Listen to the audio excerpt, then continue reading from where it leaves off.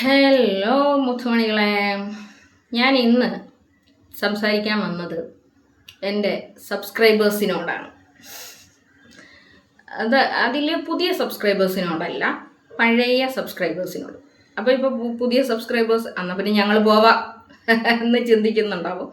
പോയാലും കുഴപ്പമില്ല, നിങ്ങൾക്കിത് കേൾക്കണമെന്നുണ്ടെങ്കിൽ നിങ്ങൾ കേട്ടാലും കുഴപ്പമൊന്നുമില്ല. എന്തായാലും വിരസതയൊന്നും ഉണ്ടാക്കുന്ന സബ്ജക്റ്റ് അല്ല ഞാൻ സംസാരിക്കുന്നത്.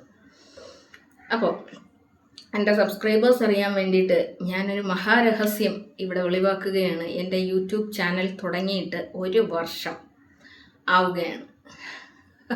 അപ്പോൾ അങ്ങനെ 1 വർഷം ആകുമ്പോൾ എനിക്ക് ഒരുപാട് കാര്യങ്ങൾ നിങ്ങളുടെ അടുത്ത് പറയണം എന്നുണ്ട്. കുറേ കാര്യങ്ങൾ പറയാൻ പറ്റും, കുറേ കാര്യങ്ങൾ ഇപ്പോൾ പറയാൻ പറ്റാത്ത കുറച്ച് കാര്യങ്ങളുണ്ട്. എല്ലാം ഞാൻ നിങ്ങളുടെ അടുത്ത് പറയും. അതിൻ്റെ കാരണം എന്താണ് എന്ന് നിങ്ങൾക്കറിയാമോ? ഇന്നും ചങ്ക് പോലെ എൻ്റെ കൂടെ എന്നെ സപ്പോർട്ട് ചെയ്ത് നിൽക്കുന്ന ഒരുപാട് ആൾക്കാരുണ്ട്. ഇനി സപ്പോർട്ട് ചെയ്താലും സപ്പോർട്ട് ചെയ്തില്ലെങ്കിലും എന്നെ കാണുന്ന ആളുകളുണ്ടല്ലോ, എൻ്റെ ചാനലിന് ഇത്രയും വ്യൂ തരുന്ന ആളുകളെന്ന് പറയുന്നത് നിങ്ങളാണ്. ഞങ്ങൾക്ക് പ്രിയപ്പെട്ടവർ. എവിടെയെങ്കിലും കിടക്കുന്ന ഏതെങ്കിലും ഒരു വ്യക്തിയോ ഒന്നുമല്ല. ഈ ചാനൽ നിലനിൽക്കുന്നത് നിങ്ങളുടെ സപ്പോർട്ടോടു കൂടിയാണ്. അതായത് ഞാനൊരു കാര്യം പറയുമ്പോൾ അവിടെ നീതി പുലർത്തേണ്ടത് നിങ്ങളോടാണ്. എൻ്റെ ഈ ചാനലിനെ നിങ്ങൾ വിശ്വസിക്കുന്നത് കൊണ്ടായിരിക്കാം, അല്ലെങ്കിൽ ഞാൻ എന്താണ് പറയുന്നത് എന്ന് കേൾക്കാനായിരിക്കാം. എന്തായിരുന്നാലും നിങ്ങൾ എൻ്റെ ചാനൽ വന്ന് കാണുന്നത് കൊണ്ടാണ് ഞാൻ ഇന്ന് വളർന്നു നിൽക്കുന്ന ഒരു കണ്ടീഷനിൽ ഞാൻ എത്തിയിരിക്കുന്നത്. അതുകൊണ്ട് തന്നെ നിങ്ങളോട് 100% നീതി പുലർത്തണമെന്ന് ആഗ്രഹിക്കുന്ന ഒരു വ്യക്തിയുമാണ് ഞാൻ എങ്ങനെയാണോ അതേപോലെയാണ് നിങ്ങളോട് സംസാരിക്കാൻ വേണ്ടിയിട്ട് ശ്രമിക്കുന്നത്. അല്ലെങ്കിൽ ഞാൻ എന്താണോ ചിന്തിക്കുന്നത് അത് അതേ ഡെപ്തിൽ നിങ്ങൾക്ക് തരാനാണ് ഞാൻ ആഗ്രഹിക്കുന്നത്. ഇത് മറ്റുള്ളവർ പറയുന്നത് പോലെയല്ല. അതായത് എന്താണ് അതിന് പറയേണ്ടത്? ഞാൻ ഏറ്റവും കൂടുതൽ സത്യസന്ധമായി നിൽക്കാൻ ആഗ്രഹിക്കുന്ന ഒരു വേദി എന്നും വേണമെങ്കിൽ പറയാം. അപ്പോൾ ഇവിടെ ഞാൻ താമസിക്കുന്നത് ഭീമാപ്പള്ളിയിലാണ് എന്നുള്ളത് ഞാൻ തുടക്കത്തിലെ നിങ്ങളോടൊക്കെ പറഞ്ഞിട്ടുള്ള ഒരു കാര്യമാണ്. ഈ ഭീമാപ്പള്ളി എന്ന് പറയുന്നത് ഒരു ചെറിയ പ്രദേശമാണ് കേട്ടോ. ഇത് ചെറിയ പ്രദേശമായിരിക്കുന്നത് എന്തുകൊണ്ടാണെന്ന് അറിയാമോ? പക്ഷേ ഇവിടെ ശരിക്കും ഇങ്ങനെ നമ്മളെ തിരുവനന്തപുരത്തിനൊരു പ്രത്യേകതയുണ്ട്. തിരുവനന്തപുരത്തുള്ള ഏത് സ്ഥലത്ത് പോയാലും അവിടെ നമ്മൾ പെട്ടുപോകില്ല. അവിടെ നിന്ന് നമ്മൾ എങ്ങനെ ഏത് റൂട്ട് ഇങ്ങനെ തിരിഞ്ഞ് വന്നാലും നേരെ വന്ന് തമ്പാനൂരിൽ വരും. തമ്പാനൂർ എന്ന് പറയുന്ന ഒരു സ്ഥലത്ത് നമ്മൾ വന്ന് എത്തിപ്പെടും. അതുപോലെയാണ് ഭീമപ്പള്ളി എന്ന് പറയുന്നത് കുറേ ഇങ്ങനെ ചുറ്റും വെട്ടവും ചുറ്റും ചുരുങ്ങിയൊക്കെ കിടക്കുന്ന റോഡുകളാണ് എങ്കിലും ഭീമപ്പള്ളിയുടെ അകത്ത് പെട്ടുപോകുന്ന ഒരാൾക്ക് ആ റോഡ് ഏത് നേരെ പോയാലും പള്ളിയുടെ ഫ്രണ്ടിൽ അല്ലെങ്കിൽ പള്ളിയുടെ ബാക്കിൽ ചെന്നെത്തും. അതുകൊണ്ട് പേടിക്കണ്ട. അപ്പോൾ ഇത് ചെറിയ പ്രദേശമായിരിക്കുന്നത് എന്തുകൊണ്ടാണ് എന്ന് നിങ്ങൾക്കറിയാമോ? ഇവിടെ കബറടക്കിയിരിക്കുന്ന ഭീമ ഉമ്മയും മകനും ഇവിടെ പ്രഘോഷണമായിട്ട് വന്നതാണ്. അങ്ങനെ ഇവിടെ വെച്ച് തന്നെ അവർ മരണപ്പെട്ട് ഇവിടെ തന്നെ കബറടക്കി എന്നുള്ളതാണ്. അപ്പം അന്ന് രാജഭരണത്തിൻ്റെ കീഴിലായിരുന്നു നമ്മുടെ നാട്. രാജഭരണം കീഴിലായിരുന്ന സമയത്ത് അന്നത്തെ രാജാവ് അവർക്ക് കൊടുത്ത സ്ഥലമാണ് എന്നൊക്കെയാണ് പറയപ്പെടുന്നത്. എൻ്റെ ഒരു അറിവിൽ ഇതൊക്കെയാണ് ചരിത്രം.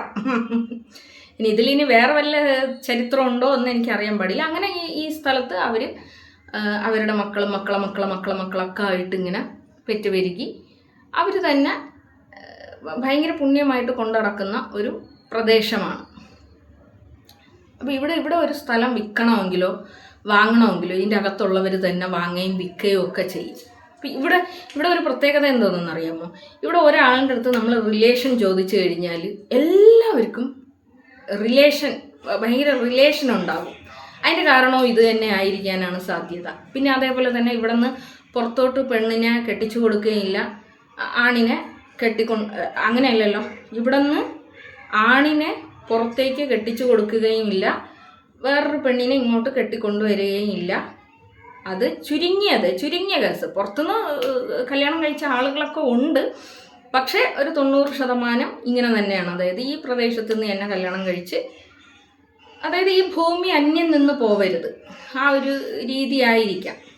ഇതെൻ്റെ സ്വദേശമല്ല. ഞാൻ ഇവിടെ താമസത്തിന് വന്നിട്ട് 12 കൊല്ലമാകും. അതായത് എൻ്റെ ആച്ചിലൂനെ ഞാൻ 7 മാസം ഗർഭിണിയായിരിക്കുന്ന സമയത്താണ് ഞാൻ ഭീമാപള്ളിയിൽ വരുന്നത്. പക്ഷെ അന്ന് മുതൽ ഇന്ന് വരെ ഇവരുടെ ഒരു കുടുംബം പോലെ തന്നെയാണ് ഞാൻ ഇതിൻ്റെ അകത്ത് താമസിക്കുന്നത്. നമ്മളെ അമ്മേരെ വീട്ടിൽ എങ്ങനെ താമസിക്കും, നമ്മുടെ സ്വന്തം അമ്മേരെ വീട്ടിൽ നമ്മൾ താമസിക്കുന്ന അതേ സേഫ്റ്റി, അതേ പരിഗണന, അതേ കണക്ക് നമ്മളൊന്ന് ഒച്ചത്തിൽ കരഞ്ഞു കഴിഞ്ഞാൽ ഓടി വരുന്ന ആൾക്കാരാണ്. ഭയങ്കര കെയറിങ്ങോടുകൂടി. എനിക്കതൊരിക്കലും എനിക്ക് മറക്കാൻ വേണ്ടിയിട്ട് പറ്റില്ല. അതായത് ഞാൻ ജനിച്ച് വളർന്ന എൻ്റെ നാട്ടിൽ നിന്ന് എനിക്ക് കിട്ടാത്ത സ്നേഹവും പരിഗണനയും തന്ന് എന്നെ കൂടെ നിർത്തിയ ഒരു നാടാണ് ഈ ഭീമാപള്ളി. ഇതിപ്പോൾ എൻ്റെ സ്വദേശം പോലെയൊക്കെ ആയി മാറിയിട്ടുണ്ട്. അപ്പോൾ ഭീമാപള്ളിയിലാണ് ഞാൻ താമസം എന്നുള്ളത് എല്ലാവർക്കും അറിയാവുന്നൊരു കാര്യമാണല്ലോ. അപ്പോൾ ഭീമാപള്ളിയിൽ ഒരുപാട് ആളുകൾ എന്നെ കാണാൻ വേണ്ടി വന്നിട്ടുണ്ട്. എന്നെ കാണാൻ വേണ്ടി വന്നതല്ല, ഒരുപാട് ആളുകൾ ഇവിടെ സിയാറത്ത് നടത്താൻ വേണ്ടിയിട്ട് വന്നിട്ട് എൻ്റെ നമ്പറിലേക്ക് വിളിക്കുകയും, അല്ലെങ്കിൽ എൻ്റെ നമ്പർ അറിഞ്ഞുകൂടാത്ത ആളുകളുണ്ട്. അവർ എൻ്റെ കമൻറ്റ് ബോക്സിൽ വന്ന് എന്നോട് നമ്പർ ചോദിച്ച് അവരെന്നെ വിളിച്ച് എന്നെ കാണുന്ന ഒരുപാട് ആളുകളുണ്ട്. ഇവരൊന്നും പറഞ്ഞു കഴിഞ്ഞാൽ എനിക്കറിയുക പോലും ഇല്ല. അതായത് എൻ്റെ വീഡിയോയ്ക്ക് താഴെ വന്ന് കമൻറ്റ് പോലും ചെയ്യുന്ന ആളുകളല്ല ഇവരെന്നുള്ളതാണ്. പക്ഷേ ഇവരെൻ്റെ വീഡിയോസ് കാണുന്നുണ്ട്. അതായത് ഇവിടെ ഭീമാപള്ളിയിൽ എന്നെ കാണാൻ വന്നിട്ടുള്ള 90% ആളുകളെയും എനിക്കറിയാൻ പാടില്ലാത്തവരാണ്. അവർക്ക് എന്നെ അറിയാം, എനിക്ക് അവരെ അറിയാൻ പാടില്ലാത്തവരാണ്. പക്ഷേ അവരെന്നെ കണ്ട് കെട്ടിപ്പിടിച്ച് ഉമ്മൊക്കെ വെച്ചിട്ടൊക്കെയാണ് പോകുന്നത്. അത്രയും സ്നേഹത്തിലാണ് അവർ എന്നെ കാണുന്നതും എന്നോട് ഇടപഴകുന്നത്. ഈ സ്നേഹമൊക്കെ ഞാൻ ഈ യൂട്യൂബ് ചാനൽ തുടങ്ങുമ്പോൾ എന്നല്ല, ഞാനൊരൊറ്റ മോളായിട്ടാണ് വളർന്നു വന്നത്. അപ്പോൾ അന്ന് ഞാൻ ഒരുപാട് ദാരിദ്ര്യമൊക്കെ അനുഭവിക്കുന്ന സമയമാണ്. എങ്കിൽ പോലും ഞാൻ ആഗ്രഹിക്കുന്ന ഒരു കാര്യം എന്ന് പറയുന്നത്, എനിക്ക് സ്നേഹിക്കണം, ഞാൻ സ്നേഹിക്കപ്പെടണം എന്നുള്ളതായിരുന്നു അന്ന് എൻ്റെ ആഗ്രഹവും. ഇന്നത്തെ എൻ്റെ ആഗ്രഹവും അത് തന്നെയാണ്. സ്നേഹിക്കപ്പെടണം, സ്നേഹിക്കണം. സ്നേഹിക്കുന്നിടത്ത് മനസ്സ് തുറന്ന് അവരെ സ്നേഹിക്കണം. എന്നെ സ്നേഹിക്കുന്നവരും അങ്ങനെ തന്നെ ആയിരിക്കണം എന്നൊക്കെ ആഗ്രഹിക്കുന്ന ഒരാളാണ് ഞാൻ. അപ്പോൾ എനിക്ക് അറിഞ്ഞു പോലും കൂടാത്ത ആൾക്കാർ പോലും എന്നെ സ്നേഹിക്കുന്നുണ്ട് എന്ന തിരിച്ചറിവ് എനിക്ക് വന്നത് ഇങ്ങനെ ഈ ഒരു രീതിയിൽ എന്നെ വിളിച്ച് ആളുകൾ സംസാരിക്കുമ്പോൾ എൻ്റെ വീഡിയോയുടെ താഴെ ഒരു കമൻറ്റ് പോലും ഇട്ട് ഞാൻ അവരൊന്നും കണ്ടിട്ടില്ല. അപ്പം ഞാൻ ഇവരെ ഇങ്ങനെ കാണുമ്പോൾ ഞാൻ ഇങ്ങനെ ചോദിക്കും, ആരാണെന്നിങ്ങനെ ചോദിക്കുമ്പോൾ ഞങ്ങൾ കമൻറ്റ് ഇടാറില്ല, പക്ഷെ ഞങ്ങൾക്ക് ബീനിനെ ഇഷ്ടമാണ് എന്ന് പറഞ്ഞിട്ട് അങ്ങനെയൊക്കെ വന്ന് സംസാരിച്ചിട്ട്, പക്ഷെ വേറൊരാളുടെ സംസാരിക്കുന്നു എന്നൊരു ഫീല് പോലും നമുക്ക് തോന്നില്ല. അത്രയും എൻ്റെ കുടുംബത്തിലുള്ള ഒരാളുടെ അടുത്ത് സംസാരിക്കുന്നു എന്നുള്ള ഒരു ഫീലായിരിക്കും അവരുടെ അടുത്ത് സംസാരിച്ച് തുടങ്ങുമ്പോൾ.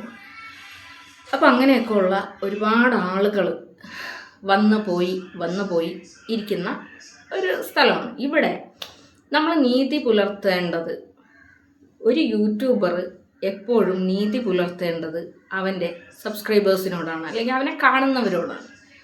ഇവിടെ നമുക്ക് നീതി പുലർത്താൻ വേണ്ടിയിട്ട് സാധിച്ചില്ല എങ്കിൽ നമ്മളൊരു വലിയ ഫെയിൽഡ് പേഴ്സൺ ആണ് എന്ന് പറയേണ്ടതായിട്ട് വരും. നമ്മൾ ചില സ്ഥലങ്ങളിൽ ഇങ്ങനെ കാണുന്നില്ലേ, 2 യൂട്യൂബേഴ്സ് തമ്മിൽ ഭയങ്കര അടിയായിരിക്കും. ഇവരടി കൂടി എന്താണ്, ഓ എടി ഇതാരടുത്തും പറയില്ലേ, ഞാൻ നിങ്ങളുമായിട്ട് കൂട്ടാണേ എന്ന് പറയും. ഇവിടെ സബ്സ്ക്രൈബേഴ്സ് എന്താകുന്നു, പറ്റിക്കപ്പെടുകയാണ് ചെയ്യുന്നത്. സബ്സ്ക്രൈബേഴ്സ് ഇവിടെ ഇരുന്നുകൊണ്ട്, അയ്യോ എന്നാൽ ഇവളെ ഇങ്ങനെയൊക്കെ അവൾ പറഞ്ഞല്ലോ, അവളെ ഇങ്ങനെയൊക്കെ ഇവള് പറഞ്ഞല്ലോ എന്നൊക്കെ പറഞ്ഞുകൊണ്ട് ഇവിടെ ഇവർ തമ്മിൽ പരസ്പരം, അതായത് പണ്ട് ഈ മോഹൻലാലും മമ്മൂട്ടി ഫാൻസ് ഉണ്ടല്ലോ, ഫാൻസുകൾ തമ്മിൽ ഇവിടെ ഭയങ്കര പൊരിഞ്ഞ അടിയാണ്. അവിടെ മോഹൻലാലും മമ്മൂട്ടിയും ഒന്നിച്ചിരുന്ന് അത്താഴം കഴിച്ചുകൊണ്ടിരിക്കുകയായിരിക്കും. അതുപോലത്തെ ഒരവസ്ഥയുള്ള ഒരു സ്ഥലവുമാണ് നമ്മളെ യൂട്യൂബ് എന്ന് പറയുന്നത്. പക്ഷെ നിങ്ങൾക്ക് ഒരു പക്ഷേ ഞാൻ ഈ യൂട്യൂബ് ഉപേക്ഷിച്ച് ചിലപ്പോൾ പോയേക്കാം. കാരണം ഇതെൻ്റെ വരുമാന മാർഗമല്ല, വരുമാന മാർഗമാക്കാൻ ഞാൻ ആഗ്രഹിക്കുന്നുമില്ല. എനിക്ക് പറയാനുള്ള കുറേയധികം കാര്യങ്ങൾ ജനങ്ങളിലേക്ക് എത്തിക്കാൻ വേണ്ടിയിട്ട് വന്നതാണ്. അല്ലെങ്കിൽ എനിക്ക് എൻ്റെ സന്തോഷങ്ങൾ എനിക്ക് ശേഖരിച്ച് വയ്ക്കാൻ വേണ്ടിയിട്ട് വന്നതാണ്. ഞാനൊരു പക്ഷേ നാളെ നിങ്ങളോട് യാത്ര പറയാതെ മടങ്ങിയേക്കാം. പക്ഷെ അപ്പോഴും നിങ്ങൾക്ക് നിങ്ങളുടെ നെഞ്ചിൽ കൈവച്ച് പറയാൻ കഴിയുന്ന ഒരു കാര്യമുണ്ട്. നിങ്ങളുടെ നിങ്ങളോട് വിശ്വാസവഞ്ചന കാണിച്ചിട്ടില്ല. അത് നിങ്ങൾക്ക് നിങ്ങളുടെ നെഞ്ചിൽ കൈവച്ച് നിങ്ങൾക്ക് പറയാൻ വേണ്ടിയിട്ട് കഴിയും. ഒരു രീതിയിലും ഞാൻ എൻ്റെ സബ്സ്ക്രൈബേഴ്സിനോട് നീതി പുലർത്താതിരുന്നിട്ടില്ല എന്നുള്ളത് തന്നെയാണ്. ഇവിടെ നിങ്ങളൊരു കാര്യം, സന്ദീപിൻ്റെ അറസ്റ്റുമായിട്ട് ബന്ധപ്പെട്ടിട്ട് നിങ്ങളൊരു കാര്യം ഇങ്ങനെ ചിന്തിക്കണം. ചില കാര്യങ്ങൾ നമ്മൾ പരിമിതികൾക്കുള്ളിലാണ്. നമ്മളൊരു സോഷ്യൽ മീഡിയ കൈകാര്യം ചെയ്യുന്ന സമയത്ത് അവിടെ നമ്മൾ പരിമിതികൾക്കുള്ളിലാണ്. അതിന് കാരണം എന്താണ്? നമ്മൾ ജീവിക്കുന്നത് ഒരു ജനാധിപത്യ രാഷ്ട്രത്തിലാണ്. ഇവിടെ ഒരു പെണ്ണിനെ ബലാത്സംഗം ചെയ്താലോ അല്ലെങ്കിൽ ഒരാളുടെ വീട് കുത്തിപ്പൊളിച്ച് പണ്ടാരടക്കി അവനെ നാശിപ്പിച്ചാലും അവന് ശിക്ഷ നൽകുന്നത് ഏത് രീതിയിലായിരിക്കും? മനുഷ്യൻ എന്നുള്ള ഒരു പരിഗണന വെച്ചിട്ടായിരിക്കും, അല്ലേ? നമ്മൾ സൗമ്യ വധക്കേസിലെ പ്രതിയൊക്കെ ഇപ്പോഴും ജീവനോടുകൂടിയുണ്ട്, അല്ലേ? അപ്പം ഇതൊക്കെ ഞാൻ എന്തുകൊണ്ടായിരിക്കും പറയുന്നത് എന്ന് നിങ്ങൾക്ക് വല്ല ഊഹവുമുണ്ടോ? എനിക്കും ഊഹമൊന്നുമില്ല. ഞാൻ നിങ്ങളോട് സംസാരിക്കാനായിട്ട് വന്ന ഒരു രീതിയാണ്. അപ്പോൾ ഇവിടെ ഈ സോഷ്യൽ മീഡിയയിൽ എനിക്ക് നിങ്ങളോട് നീതി പുലർത്താൻ കഴിയുന്നില്ല എന്ന് തോന്നുന്ന സമയത്ത്, അല്ലെങ്കിൽ എനിക്ക് നിങ്ങളെ ഏതെങ്കിലും രീതിയിൽ ചതിക്കേണ്ടി വന്നു കഴിഞ്ഞാൽ ഞാൻ ഈ സോഷ്യൽ മീഡിയ വേണ്ട എന്ന് വെച്ചിട്ട് അങ്ങോട്ട് പോവും. അല്ലെങ്കിലും ചിലപ്പം പോവും കേട്ടോ. കാരണം എനിക്ക് ഇതിൻ്റെ കൂടെ ഇങ്ങനെ നിൽക്കാനായിട്ടുള്ള സമയക്കുറവ് ഉണ്ട്. ഇതിൻ്റെ കൂടെ ഇങ്ങനെ നിൽക്കുമ്പോൾ നമുക്ക് നമ്മളെ വരുമാന മാർഗത്തിൽ വലിയ കേടുപാടുകൾ പറ്റും. നമ്മൾ മെൻ്റൽ സ്ട്രെങ്ത് എന്ന് പറയുന്നത് ഭയങ്കരമായിട്ട് ഡാമേജ് ആകുന്നുണ്ട്. അപ്പം അങ്ങനത്തെയൊക്കെ ഒരു വിഷയമൊക്കെ വരുമ്പോഴത്തേക്കും നമുക്ക് എന്ത് ചെയ്യാം? മാറി നിൽക്കാനായിട്ട് നമുക്ക് തോന്നും, മാറി നിന്നേക്കാം. ചില ആളുകളെങ്കിലും നിങ്ങളുടെ ഉള്ളിലേക്ക് ഒരു വിഷം ഇങ്ങനെ പതിപ്പിച്ചേക്കാം. അതായത് പിന്നെ ഞാൻ ചില നിലപാടുകൾ എടുത്തിട്ടുണ്ട്. അതായത് വിശ്വാസത്തിനെ ഇങ്ങനെ ജനങ്ങളുടെ മുന്നിലേക്ക് ഇട്ടുകൊടുത്തുകൊണ്ട് ഞാൻ ഭയങ്കര വിശ്വാസിയാണ്, ഞാൻ നന്മയുള്ള ആളാണ് എന്നൊക്കെ പറഞ്ഞുകൊണ്ട് വരികയും, എന്നാൽ യഥാർത്ഥത്തിൽ നിങ്ങളെയൊക്കെ പൊട്ടരാക്കിക്കൊണ്ട് ഇവരറിഞ്ഞു വെച്ചിരിക്കുന്ന സത്യങ്ങൾ പോലും മറച്ചു വെച്ചുകൊണ്ട് പിന്നെ നിങ്ങളെ പറ്റിച്ചുകൊണ്ട് ആ വ്യക്തികളെ, ആ ഒരു സർക്കിളിലുള്ള ചില വ്യക്തികളെ പിന്നെ പ്രൊട്ടക്റ്റ് ചെയ്യാൻ വേണ്ടിയിട്ട് ശ്രമിക്കുന്നത്, ഇങ്ങനെയൊക്കെ ഉള്ള ചില വ്യക്തികളെ, അവരുടെ നിലപാടുകളെ അതൊന്നും ഞാൻ ഒരിക്കലും അക്സെപ്റ്റ് ചെയ്യുന്ന, എനിക്ക് ഒരു രീതിയിലും അംഗീകരിച്ച് കൊണ്ടുപോകാൻ സാധിക്കാത്ത ചില കാര്യങ്ങളാണ്. അതായത് വിശ്വാസത്തിനെ മുന്നിൽ കാണിച്ചുകൊണ്ട് പിന്നെ ജനങ്ങളെ കബളിപ്പിക്കുക, അതുപോലെ അറിയാവുന്ന സത്യങ്ങൾ പോലും മറച്ചു വെച്ചുകൊണ്ട് ഞാൻ ഭയങ്കര പിന്നെ ദീനിയാണ് എന്ന് വരുത്തി തീർക്കുക, ഭയങ്കര പാവമാണ്, ഞാൻ ഭയങ്കര പാവമാണ് എന്നൊക്കെ ഉള്ള ഒരു രീതി ഉണ്ടാക്കിയെടുക്കാൻ ശ്രമിക്കുന്ന ചില ആളുകൾ, അങ്ങനത്തെയൊക്കെ ആളുകളോട് എനിക്ക് വെറുപ്പും. ഞാൻ ഒരിക്കലും പിന്നെ അങ്ങനെ എനിക്ക് നിലപാടുകളിൽ ഉറച്ചു നിൽക്കാത്ത, അല്ലെങ്കിൽ ഞാൻ ഇഷ്ടപ്പെടാത്ത ആളുകളെന്ന് പറയുന്നത്, ചിലപ്പോൾ അവരുടെ അടുത്ത് ഞാൻ ഒരു വാക്ക് പോലും സംസാരിച്ചിട്ടുണ്ടാവൂലേ, അവരുമായിട്ട് എനിക്ക് യാതൊരു കണക്ഷനുമില്ല, യാതൊരു രീതിയിലും ഞാൻ അവരോടൊന്നും സംസാരിച്ചിട്ട് പോലും ഉണ്ടാവില്ല. പക്ഷേ ഞാൻ ചിലപ്പോൾ നിങ്ങളുടെ അടുത്തൊക്കെ പറഞ്ഞിട്ടുണ്ടാവും, ആ വ്യക്തിയുമായിട്ട് എനിക്ക് യാതൊരു കണക്ഷനും വെക്കാൻ എനിക്ക് താല്പര്യമില്ല എന്ന് പറഞ്ഞാൽ അത് സത്യസന്ധമായ കാര്യം തന്നെയായിരിക്കും. ചിലരുടെയെങ്കിലും വാക്കുകൾ കേൾക്കുമ്പോൾ നിങ്ങൾ വിചാരിക്കും ഇവർ എന്താണ് ഇൻ്റർമീഡിയറ്റ് മറ്റേ കോംപ്രമൈസ് അല്ലെങ്കിൽ ലോക്ക് എന്ത് കുന്ത്രാണ്ടാണ് അതിന് പറയേണ്ടതെന്ന് എനിക്ക് അറിഞ്ഞുകൂടാ. അങ്ങനെ നിങ്ങളെ ആരെങ്കിലും തെറ്റിദ്ധരിപ്പിക്കുന്നുണ്ട് എങ്കിൽ അതിന് ഉത്തരവാദി ഞാനല്ല പൊന്നുമക്കളെ. കാരണം എനിക്ക് ആ വ്യക്തികളെ ഒന്നും തന്നെ പരിചയവുമില്ല, എനിക്ക് ആ വ്യക്തികളൊന്നുമായിട്ട് യാതൊരു ബന്ധവുമില്ല. എനിക്ക് ബന്ധമുള്ളത് എന്ന് പറയുന്നത് എന്നെ കേൾക്കുകയും കാണുകയും ചെയ്യുന്ന നിങ്ങളാണ്. നിങ്ങളറിയാത്ത ഒരു റിലേഷൻ ഞാൻ കൊണ്ടു നടക്കാൻ ആഗ്രഹിക്കുന്നില്ല, കൊണ്ട് നടക്കുകയുമില്ല. ഇനി ഏതെങ്കിലും ഒരു രീതിയിൽ അവരോട് ഒരു സംസാരിക്കണം എന്ന് എനിക്ക് തോന്നിയാൽ ഞാൻ എൻ്റെ ചാനൽ വഴി നിങ്ങളോട് ഞാൻ പറയുന്നു. പക്ഷേ എനിക്കതൊന്നും താല്പര്യമുള്ള ഒരു കാര്യമേ അല്ല. എൻ്റെ ബ്ലഡ് റിലേഷനിൽ പെട്ടവരെ പോലും, അതായത് എന്നെ ചതിച്ചവരോ അല്ലെങ്കിൽ എന്നെ വഞ്ചിച്ചവരോടോ ഒന്നും മാത്രമല്ല, ചില വിഷയങ്ങൾ ഒരു എക്സാമ്പിൾ ഞാൻ പറയാം. അതായത് എൻ്റെ ഒരു ഫ്രണ്ട് ഉണ്ടായിരുന്നു, എൻ്റെ കളിക്കൂട്ടുകാരിയാണേ. ഇനി നിങ്ങൾ യൂട്യൂബിലുള്ള എൻ്റെ ഫ്രണ്ട്സിൻ്റെ പിന്നാലെ ഓടിപ്പോവരുത്. എൻ്റെ കൂടെ കളിച്ച് വളർന്ന ഒരു ഫ്രണ്ട് ഉണ്ടായിരുന്നു. ആ ഫ്രണ്ടിന് ഒരു റിലേഷൻ ഉണ്ടായിരുന്നു. ഈ റിലേഷൻ എന്നോടും പറഞ്ഞിട്ടുണ്ടായിരുന്നു, മറ്റൊരാളോടും പറഞ്ഞിട്ടുണ്ടായിരുന്നു. ഈ മറ്റൊരാൾ എന്ത് ചെയ്തു എന്ന് വെച്ച് കഴിഞ്ഞാൽ അത് ഇനിയൊരാളിനോട് ചെന്ന് പറയുന്ന സമയത്ത് അവർ പറഞ്ഞ് ഇത് ഇവൾക്കും കൂടി അറിയാം എന്ന് പറഞ്ഞിട്ടുണ്ടായിരുന്നു. ആ വ്യക്തി എന്നോട് ചോദിച്ചപ്പോൾ ഞാൻ പറഞ്ഞ് എനിക്കറിയാൻ പാടില്ല കേട്ടോ, ഞാൻ ഇതിലും നിരപരാധിയാണ് എന്ന് പറഞ്ഞു. പക്ഷേ എൻ്റെ മനസ്സിൽ ഞാൻ ഇതിൽ നിരപരാധിയാണ്, എനിക്കറിയാൻ പാടില്ല എന്ന് ഞാൻ ആ വ്യക്തിയോട് പറയുന്ന സമയത്ത് ഞാൻ ശത്രുത വയ്ക്കുന്നത് ഈ വ്യക്തിയോടായിരിക്കും. അതായത് എൻ്റെ ഫ്രണ്ടിന് റിലേഷൻ ഉണ്ട് എന്ന് എൻ്റെ ഫ്രണ്ട് പറഞ്ഞ മറ്റേ വ്യക്തി ഉണ്ടല്ലോ, ആ വ്യക്തിയോട് ഞാൻ വൈരാഗ്യം വയ്ക്കും. എനിക്കൊരു പക്ഷേ ഞാൻ അവരോട് ക്ഷമിക്കുമായിരിക്കും, പക്ഷേ പിന്നീട് എനിക്ക് അവരുടെ അടുത്ത് സംസാരിക്കാൻ ഇഷ്ടമുണ്ടാവില്ല. കാരണം അവിടെ അവർ ചെയ്തത് എന്താണ്? വിശ്വാസവഞ്ചനയാണ്. ഈ വിശ്വാസവഞ്ചന ഇവളോട് കാണിച്ച അതേ വ്യക്തി നാളെ എന്നോടും കാണിക്കില്ല എന്നുള്ളതിന് തെളിവൊന്നുമില്ലല്ലോ എന്ന ചിന്തയാണ് എന്നെ ആ വ്യക്തിയുടെ ശത്രുവാക്കി മാറ്റുന്നത്. അപ്പോൾ അതുകൊണ്ട് തന്നെ ആ വ്യക്തിയുമായിട്ട് പിന്നീട് ഒരിക്കലും എൻ്റെ ജീവിതത്തിൻ്റെ ഒരു കാലഘട്ടത്തിലും ഞാൻ ആ വ്യക്തിയുമായിട്ട് ഒരു തരത്തിലുള്ള റിലേഷനും വയ്ക്കാൻ ആഗ്രഹിക്കില്ല. എനിക്കങ്ങനെ അവരുമായിട്ട് റിലേഷൻ വെക്കേണ്ടുന്ന ഒരു സാഹചര്യം ഉണ്ടായാൽ ആ സാഹചര്യത്തെ ഞാൻ വേണ്ടാന്ന് വയ്ക്കും. അങ്ങനെ ഒരു വ്യക്തിയാണ് ഞാൻ. അപ്പോൾ ഇവിടെ ഞാൻ പറഞ്ഞു വന്നത് എന്ന് പറയുന്നത്, ഏതെങ്കിലും ഒരു രീതിയിൽ ഞാൻ നിങ്ങളോട് നിലപാട് പറഞ്ഞിട്ടുള്ള ഏതെങ്കിലും ഒരു വസ്തുത നിങ്ങളെ തെറ്റിദ്ധരിപ്പിക്കുന്നുണ്ട് എങ്കിൽ അതിന് ഉത്തരവാദി ഞാനല്ല.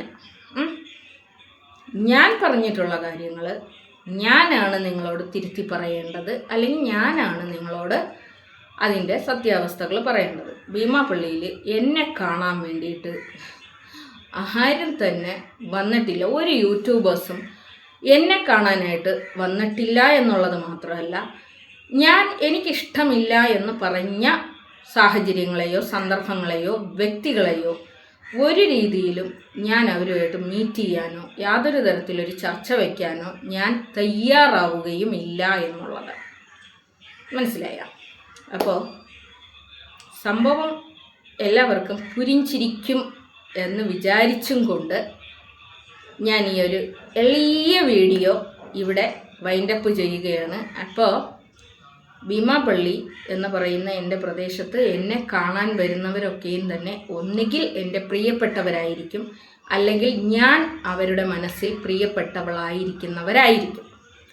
അല്ലാതെ ഏതെങ്കിലും സ്വപ്നത്തിൽ പോലും ആരും അങ്ങനെ വിചാരിക്കേണ്ട, അല്ലെങ്കിൽ ഞാനുമായി ഒരു റിലേഷൻ ഉണ്ടാക്കണം അല്ലെങ്കിൽ ഉണ്ടാകും എന്നൊന്നും ആരും വിചാരിക്കേണ്ട. അത്തരത്തിലുള്ള ആളുകൾ അതായത് ഞാൻ ഒരിക്കലും ഈ ഒരു രീതിയിൽ ഞാൻ വിലയിരുത്തി വെച്ചിരിക്കുന്ന ഒരു രീതിയുണ്ട്. അതായത് അവർ അത്തരത്തിലുള്ള ആൾക്കാരാണ്. ഏതാൾക്കാർ? സ്വന്തം സബ്സ്ക്രൈബേഴ്സിനെ തന്നെ പറ്റിക്കുന്നവർ, വഞ്ചിക്കുന്നവർ, സത്യാവസ്ഥകൾ അറിഞ്ഞിട്ടും മറച്ചു പിടിക്കുന്നവർ, അവർ ചതിക്കുന്നവർ തന്നെയാണ്. സത്യത്തിൽ ഇവരുടെ ചാനൽ വളരുന്നത് എന്ന് പറയുന്നത് സബ്സ്ക്രൈബേഴ്സിനെ കൊണ്ടാണ്. ആ സബ്സ്ക്രൈബേഴ്സിൻ്റെ അടുത്താണ് ഒരു വ്യക്തിക്ക് വേണ്ടി ഇത്രയും 10-15 സബ്സ്ക്രൈബേഴ്സിനെ പറ്റിച്ചുകൊണ്ട് നിൽക്കുന്ന ഒരു വ്യക്തി. എന്നെ സംബന്ധിച്ചിടത്തോളം അവർക്ക് ഒരു വാല്യൂവുമില്ലാത്ത, ഒരു വാല്യൂവുമില്ലാത്ത ഒരു വ്യക്തിയാണ് എന്നുള്ളതാണ്. അപ്പം എന്തേ എല്ലാവരും ഭക്ഷണമൊക്കെ കഴിച്ചു എന്ന് വിചാരിക്കുന്നു. ഞാൻ കഴിച്ചില്ല, ഞാൻ കഴിക്കാൻ വേണ്ടിയിട്ട് പോവുകയാണ്. അപ്പോൾ എല്ലാവരും സുഖമായിട്ട് ഹാപ്പി ആയിട്ട് സന്തോഷമായിട്ട് ഇരിക്കുക. ഓക്കെ.